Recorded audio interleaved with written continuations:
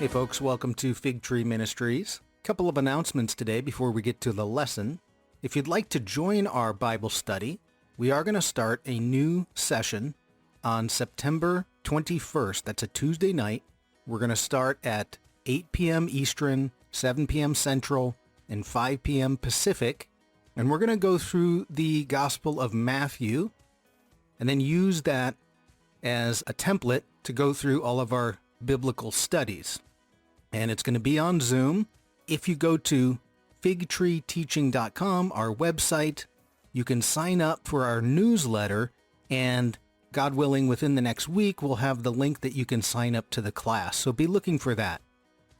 The second thing is, our normal Bible study this past week had to be canceled due to Hurricane Ida and some power outages. So I decided to put up a class this week that was recorded back in June of 2019. So this is a class we did that began a little series on the Triumphal Entry in Mark chapter 11, and we wanted to get a video out this week. So I decided to pull out this one because it's one of our favorites.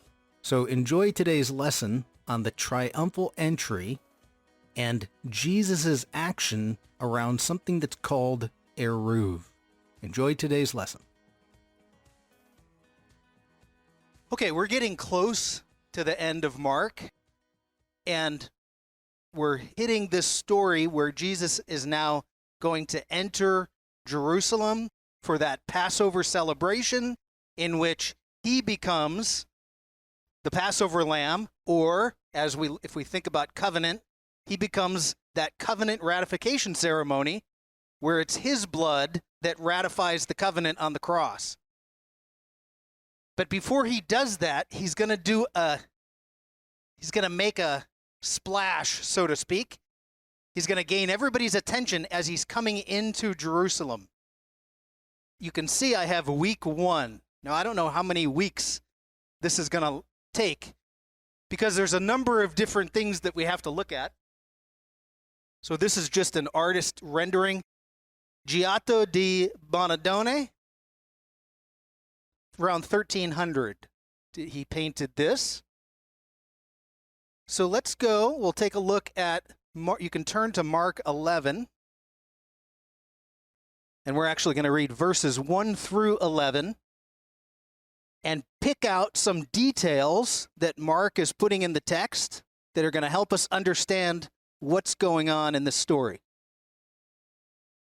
Now, there's at least 5 things that I can think of that we have to talk about that are going on in Mark 11. So the first one we'll do today is there's 2 cities that are mentioned, Bethany and Bethphage. So we'll talk about those, and we'll see that as the week that Jesus goes into Jerusalem, the week before Passover, he's going back and forth between Bethany and Jerusalem. So what's going on in Bethany? Why does Bethphage matter? We'll talk about that today. So these 2 cities. We need to tackle the idea of Zechariah 9:9. So Zechariah 9:9, you know, as your king comes to you humble and riding on a donkey. Clearly, we're going to see that Jesus is fulfilling this. Matthew tells us that Jesus fulfills this prophecy. But what's going on in Zechariah 9:9? Why a donkey? Because there's all kinds of donkey symbolism. So we'll talk about that. Okay, the third one is there's a strange story about Jesus apparently doesn't like this fig tree. So we need to talk about the cursing of the fig tree. Why is it important that he curses a fig tree, and what does a fig tree represent to a first century Judaism? Because it's a lot more symbolism than we expect, which of course is a lot of the biblical world. They make the trees and plants and animals and everything that's concrete turns into a symbol for something. Number 4, as Jesus enters the city, they suddenly start chanting Psalm 118. Why? There's something about Psalm 118, King David, that shows up, and then a very strange passage about palm branches, and we'll see that's in what we read today, because the Passover holiday doesn't have anything to do with palm branches. The holiday in the fall, called Tabernacles, that one has to do with palm branches. So why are there a group of people holding palm branches, chanting that they want Jesus to be the king? What are they asking for? We need to explore that a little bit. And then the last one is there's suddenly this very strange discussion about Jesus, your faith, and moving mountains. So we need to look at where is he standing while he gives that little talk, and then what are some of the things in the area or from the text that would help us illuminate what he's talking about. So these are just, that's why I don't know how long it's going to take us to do this. I might be able to scrunch some of those into one lesson, but okay, now let's go read the text. So Mark 1, 1 through 11. Mark 11, 1 through 11. There's a lot of ones in that. According to your Bible writers, what are they titling this? Triumphal Entry. This one says Jesus comes to Jerusalem as a king. So clearly our Bible translators see something in the story, and I think we will too, that says a king is arriving. Okay, so here we go. As they approached Jerusalem, they came to, and here's our two cities, Bethphage and Bethany. So we'll look at those, and those are at the Mount of Olives. That's going to come into play. You have a map on the back of your sheet. I will get there eventually to help you. I know it looks like something from an eye chart at the doctor's office. Okay, so as they approached these two cities, Jesus sends two of his disciples ahead. He says to them, go to the village ahead of you, and just as you enter it, you'll find a colt. Now that word colt, in the Hebrew Bible, the word is a donkey. It gets translated into the Greek in the Septuagint, that where we get this word colt. So when you hear colt, do you think donkey or horse? Horse. Usually we think small horse. But the Greek word is the translation for the Hebrew word for donkey. So we know that there's something with a donkey going on here, not a horse. Okay, so you'll find a colt tied there, which no one has ever ridden. Untie it and bring it here. If anyone asks you, why are you doing this? Tell them the Lord needs it and we'll send it back shortly. Now, boy, I don't know if we'll get to exactly. There's lots of meaning built into that. I don't know that we'll have time to get there. Okay, verse 4. So what do? They go into the village and they find the colt or the donkey. They find the colt outside in the street, tied at a doorway. As they untie it, now the people, of course, are, hey, what are you doing with our donkey? They said, what are you doing? And they answered as Jesus told them to. And they let him go. So something's happening where the people are recognizing there's something customary, that they're not upset that you just took a donkey. Okay, verse 7. When they brought the colt to Jesus, they threw their cloaks over it. He sat on it. Many people spread their cloaks on the road. And then here's the last verse about the branches. While others spread branches they had cut in the fields. And so that throws scholars for a loop. Why did they cut branches, and are they carrying them into a Passover celebration? Now, watch the crowd reaction. We're going now to verse 9. Those who went ahead and those who followed shouted, Hosanna! Save us! So that's a chant to be saved, or save us now. Hosanna. Where does that word come from? Psalm 118. This is the day the Lord has made. Come and rejoice and be glad in it. O Lord, save us. Hosanna. So they're shouting for Jesus to save them. What kind of king are they looking for?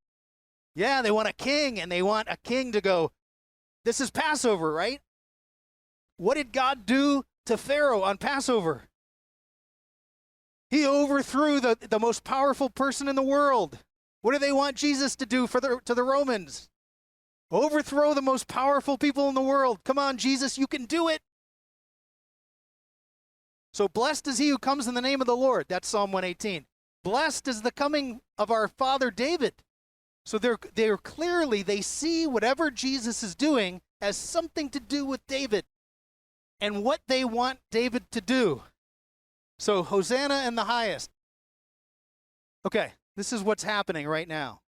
So geographically, sorry for those who don't like geography. So here's the Mediterranean Sea to the west. You have the Dead Sea down here, 1,400 feet below sea level. Many of you have been there and floated in it. Here's Jerusalem to the south. So that's where Jesus is going. His ministry takes place up there at the Sea of Galilee. So he's going to travel from the Sea of Galilee south through that Rift Valley. So he goes south, and there's a story that takes place just before this in Jericho. We'll look at that when we talk about King David. But he hits Jericho, and at Jericho you take a right and you start heading uphill. And it's 3,500-foot climb. It's not exactly like you're just on a stroll. It's in the desert and you're climbing uphill.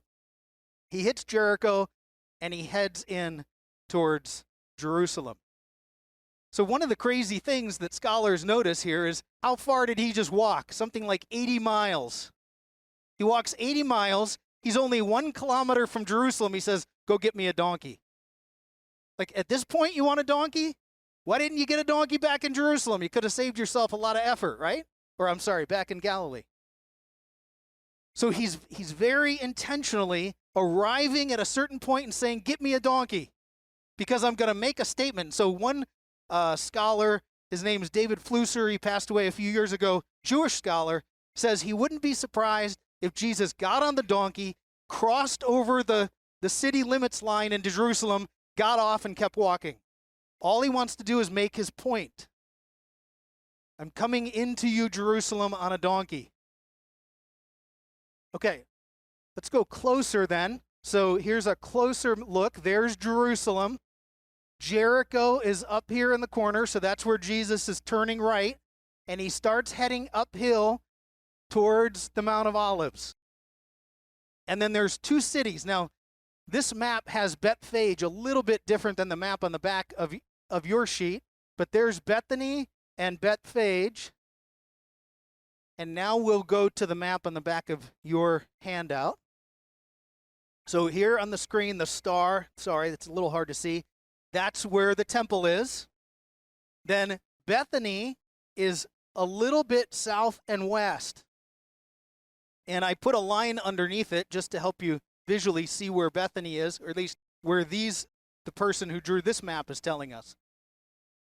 Yeah, a little bit different than the other map. Right. Well, the hard part is Bethphage. The hard part is the city Bethphage. Because it's so small, they can't archaeologically identify it. Okay, and then the Mount of Olives is right here.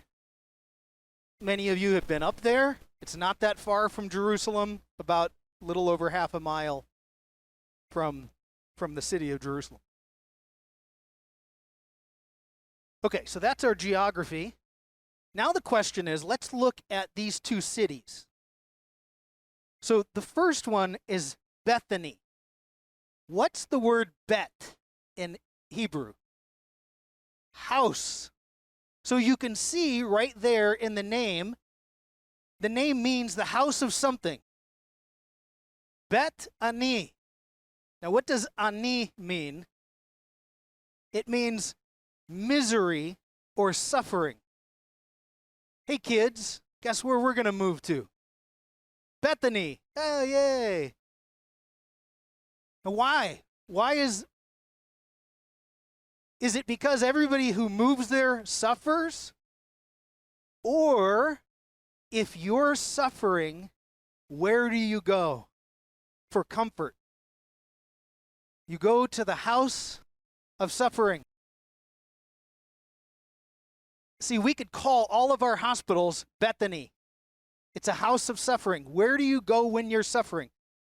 We had a Bible study years ago, and there was a girl who was staying at these people's house, and her name was Bethany. So one day I said, you realize your name means house of suffering. She's like, oh, great, thanks. That cheered me up. I said, no. Think about it. Where do suffering people need to go when they're hurting? They need to go to you, because it's there that they find comfort. So you can embody the name house of suffering by being a place to provide comfort for those who are hurting. Now, the question is this like a village that was established for those who are sick? And they call it then the house of suffering. Okay, we'll look at something from the Dead Sea Scrolls in a second. Now, the next city is called Bethphage. This translates into the house of unripe figs. Now, do you think it's coincidence that there's a city called the house of unripe figs, and Jesus is going to go look at a fig tree that doesn't have any ripe figs? And it's exactly in this area. So there's something happening there. I don't know that we'll quite figure out the coincidence, but let me just show you this real quick. This is one of the caves where the Dead Sea Scrolls were found. This is actually cave 4. There's 16 caves, I think, something like that. In cave 11, they found something called the Temple Scroll. And it's giving you all kinds of regulations about the temple area. And I put the scholar's name up there, Yigael Yadin, very famous Israeli archaeologist. He wrote a book about the Temple Scroll, and what they noted in the Temple Scroll, in the Temple Scroll, the Essenes set apart 3 cities just to the east of Jerusalem for those people who are in state of ritual impurity. So let's say you have an issue of bodily discharge, or you have a skin disease, like, say, leprosy. Are you allowed to go into the holy city and into the temple area? No. So if they're that concerned about skin disorders, where do they send you? Out to the house of suffering. Okay, so I just wanted to point out, this is a resource if you want to read about the Temple Scroll, but you're looking at 100 years prior to Jesus. Are they making regulations about who can go into the holy city or not? And so if these 2 cities are just outside the boundary of Jerusalem, then it might make some sense that one of them is called the house of suffering. So the question, going back to our definition here, is Bethany a leper colony? Because you would think, well, Jerusalem's a large city, 60,000 people. If anyone gets leprosy, they're kicking them out of the city. So where do you go? So when we get to Mark 14, at the Passover time, he goes to dinner at somebody's house in Bethany. Do you remember? Do you know who the name of the Simon the leper? Now, why does Simon the leper live in Bethany?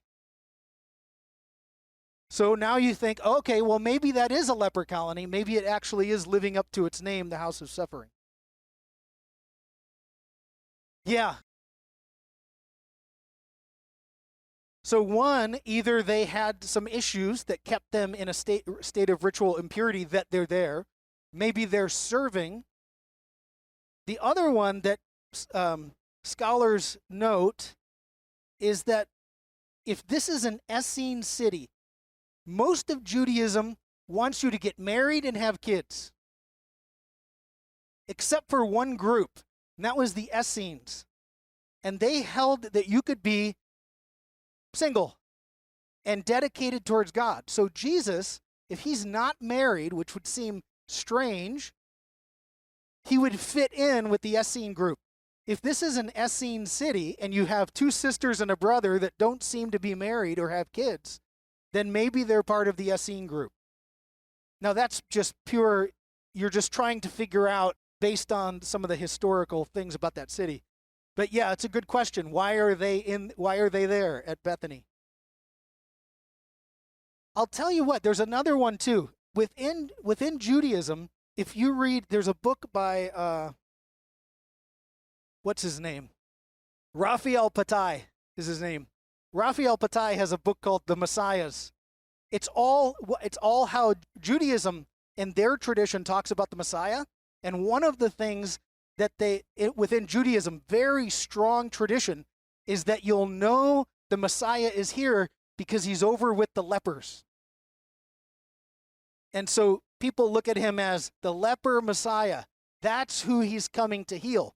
Well, if that's in any way true, where's Jesus always hanging out with? The lepers, yes. So there's something about that tradition within Judaism that is fairly strong.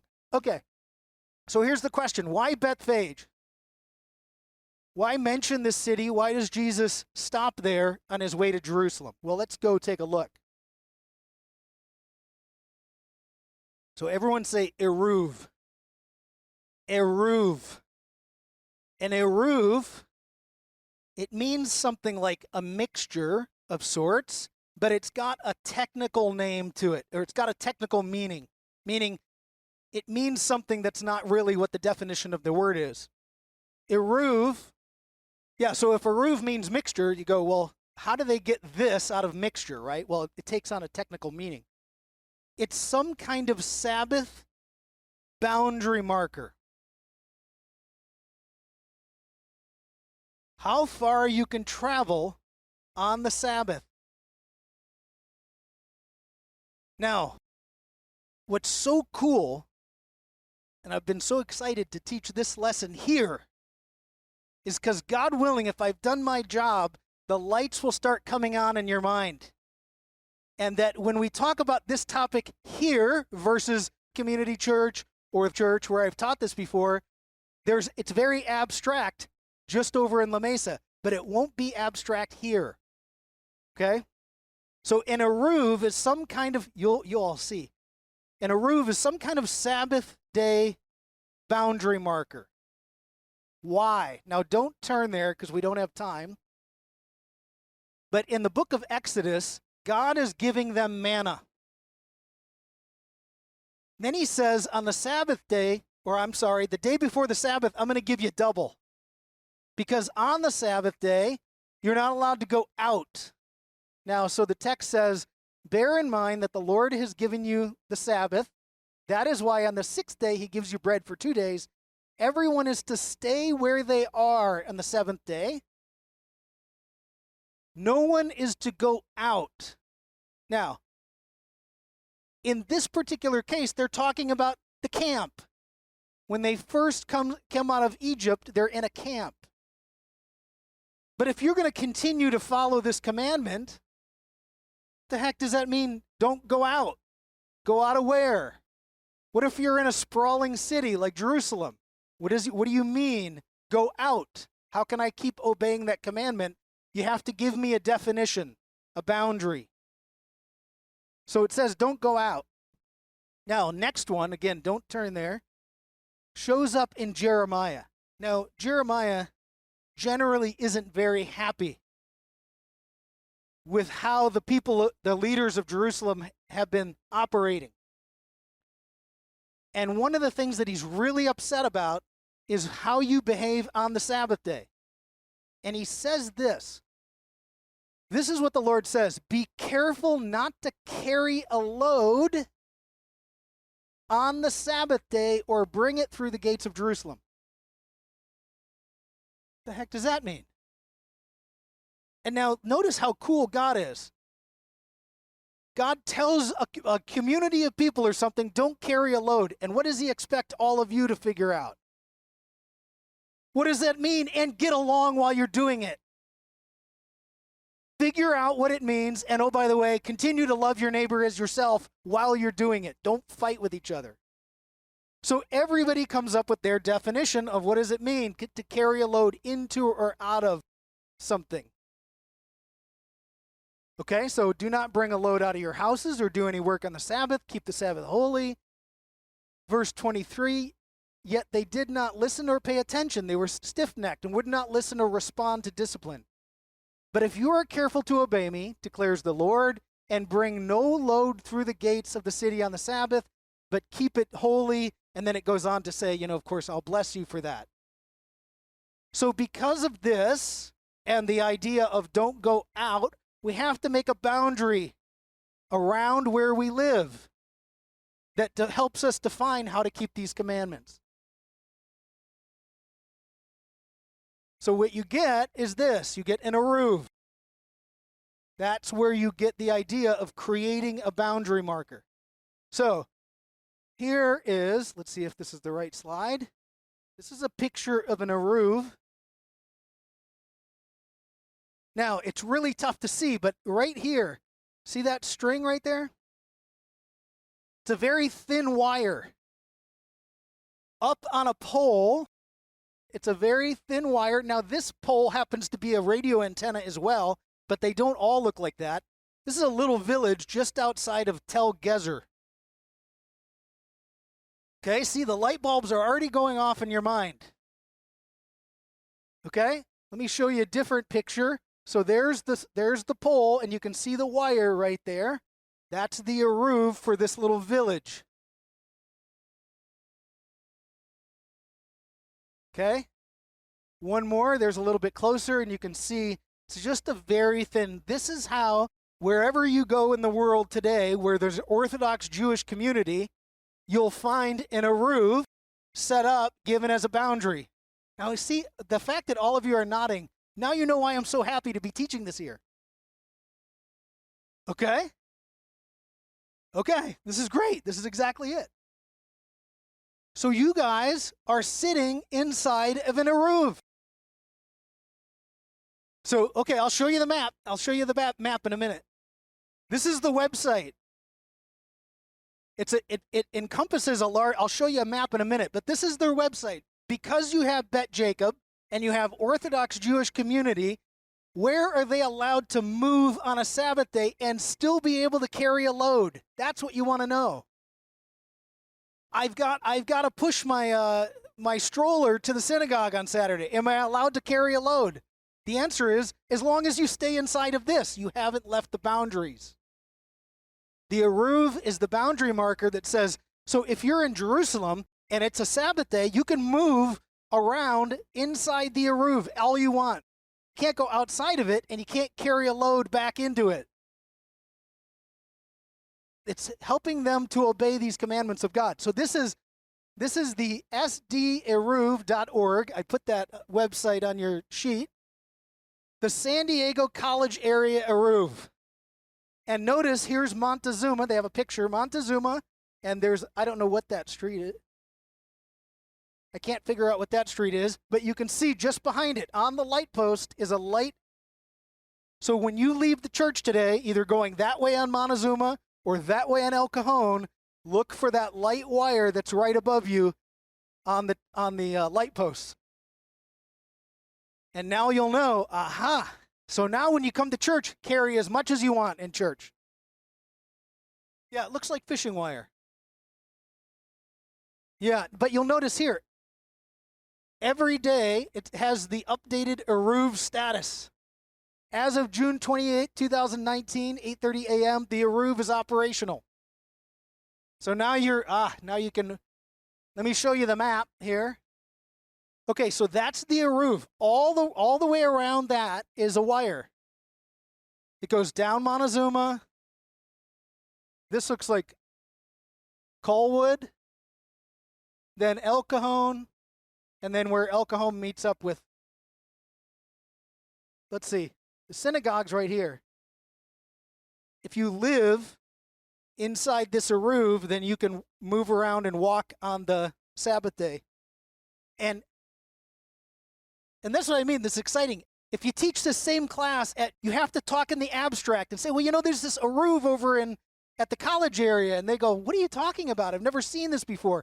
But you guys have clearly seen that wire. The question is, why does Jesus stop at Bethphage? Because think of an eruv as the city limit sign. If you're on the Bethphage side of the Mount of Olives, you're outside Jerusalem.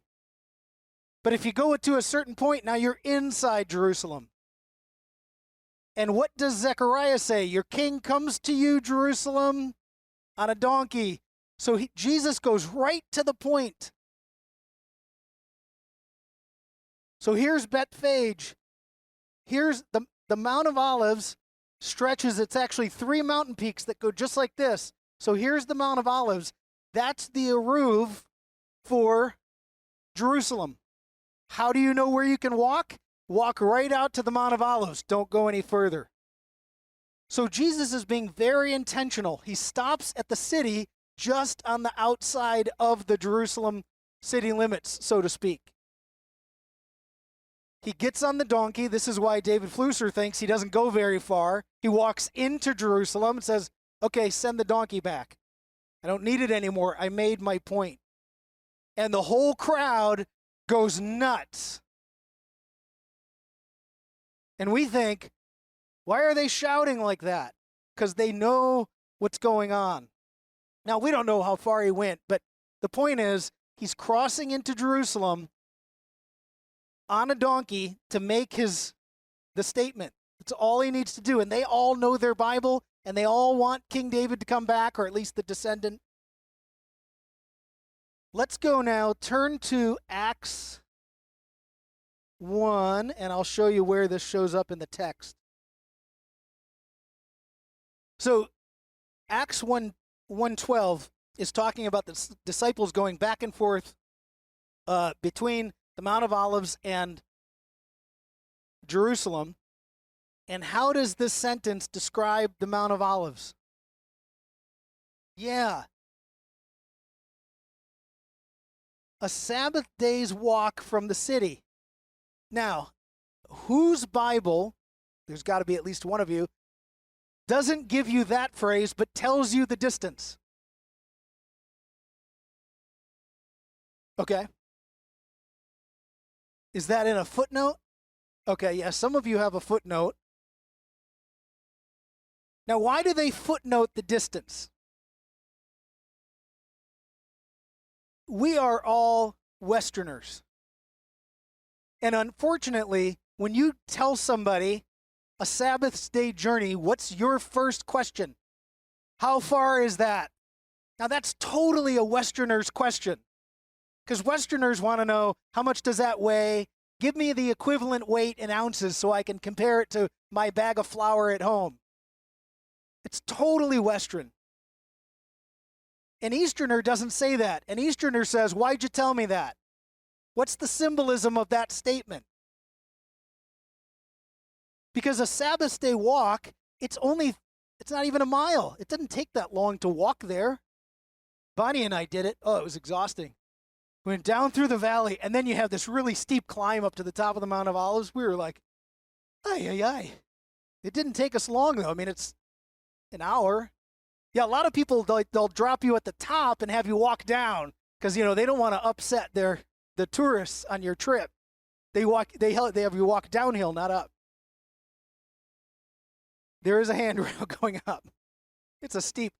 My point is, it's not that far. So Sabbath day journey must mean something. And so an Easterner doesn't say, well, how far is that? An Easterner says, what does that mean? What's the symbolism behind that phrase? Why are you telling me that? And now you say, oh, because that's the marker that says how far I can go. If you just go, oh, it's 3/4 of a mile, it doesn't tell you anything. It doesn't give you the details of what's behind that. In fact, let me show you what the Greek actually says. This drives me nuts a little bit. This is a website. You can pull up all the verses and then look what's in the Greek. So you have, here's the English, the mount called Olives, which is near Jerusalem, right? This shows the Greek word that's actually in the text. And then this is what the Strong's Concordance number. You can click on the root of that word to see all the different ways. So look what it says. The mount called Olives, which is near Jerusalem. Now it says a Sabbath day. There's no problem with that. But look at the next word in the phrase. Holding. Does that show up in your Bible? No. So it says a Sabbath day holding journey. Well, what does that mean? What's the Eruv defining? Carrying a load. Where are you allowed to carry a load? So you're holding something. And it tells you how far you can walk holding something. But all of our translations leave that word out. Because if we said in English, a Sabbath day's holding journey, or a Sabbath day having journey, you would all say, what on earth are you talking about? What does that mean? There's actually one version that I found, it's an international version, that puts a Sabbath day having journey. Because that word actually means to have something. So I have this in my hand. Right, and that one part of me that gets so irritated is if they put the word in there, it forces you to say, hey, pastor, what does that mean? And then it forces the pastor to go find out. Now, that's a good point, and part of the reason God gives you a Sabbath is so you'll stop doing that for at least 24 hours. Yeah, at least put some limits on what you can do. I think this would be wonderful. Bonnie and I decided, so we're running over time, but Bonnie and I decided a few years ago, we're going to take a Sabbath, 6 p.m. on Friday till 6 p.m. on Saturday. And all of our friends rebelled. You're doing what? You mean we're not allowed to ask to see if you can go out to dinner? You mean we can't plan something? I mean, because culturally, we all expect for you not to have a Sabbath time. And when you try to do it, all your friends get a little upset. What do you mean you're blocking me out for a day? Well, what if our whole community, you knew that on that day, you never ask a favor of anybody, and no one asks a favor of you? It takes the whole community believing in it to actually adhere to it. I hope this helps. What I want you to see is the very intentional movements by Jesus. That everything has a place, and he's doing things not just randomly. And when the people see it, they get it. They know exactly what he's doing. Okay, so we'll keep going on somewhere around Mark 11 and 12 for the next couple weeks. And look for that eruv marker when you're driving back and forth. We can talk more about what the work. She asks, you're not supposed to work on the Sabbath, but they could climb the Mount of Olives. And so there's certain things that you're not allowed to do on the Sabbath, certain work items. And they're not random.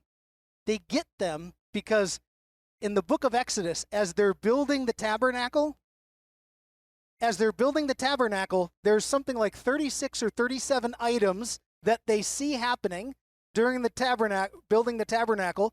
And then God says, keep the Sabbath, and they build a golden calf. So those 37 items are the ones that you're not allowed to do on a Sabbath. They're not random. But anyways, you can walk around the city. You can go to synagogue. Certainly the rabbi is working if he's working the synagogue, but those aren't considered to be normal work.